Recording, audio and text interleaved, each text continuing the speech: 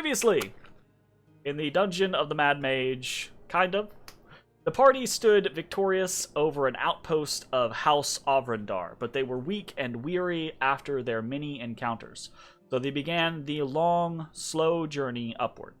As they journeyed out of the twisting caverns and into the Legion's territory, their passage was noted. Though they were honored allies of the Legion, having a drow in the midst of their party complicated things. They were able to continue unaccosted, but it was clear that their actions would be monitored. From here, the party headed to the Temple Complex and into the Skull Takers' territory.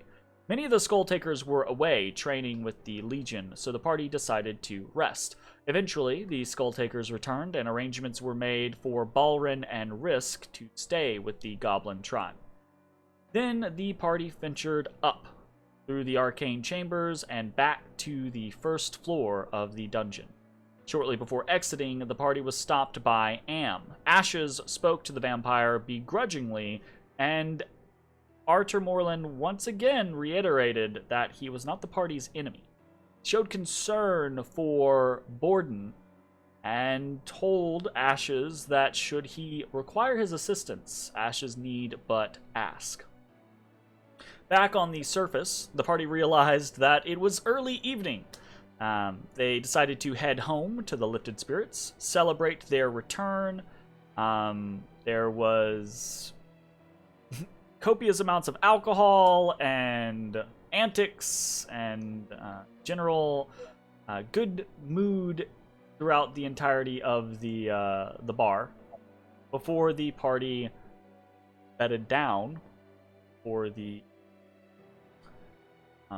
after they had finally gone to bed, fallen to sleep. Bones was awoken by a stranger rifling through his stuff. Initially, Bones just listened, waiting, trying to figure out what was going on, but as the figure reached for his bag of holding and muttered about finding a book, the tabaxi leapt into action. The thief's cry of alarm alerted the rest of the party in their various rooms in Trollskull Manor. It also alerted the other thieves who, as if in a previously arranged manner, upon hearing this cry of alarm, all struck at once. Ezrah and Ashes were both grievously wounded.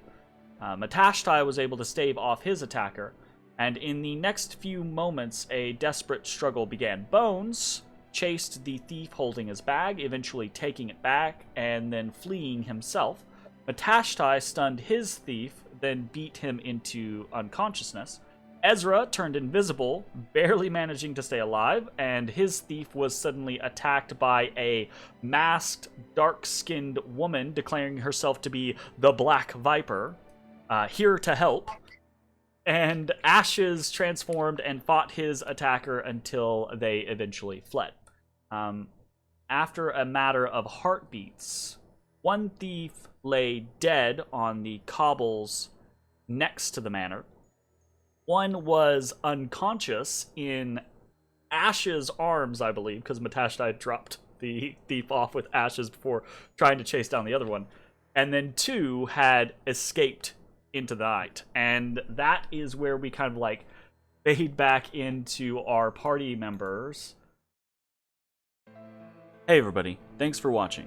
If you enjoyed the video, consider leaving a like, commenting, or subscribing. It really helps me out.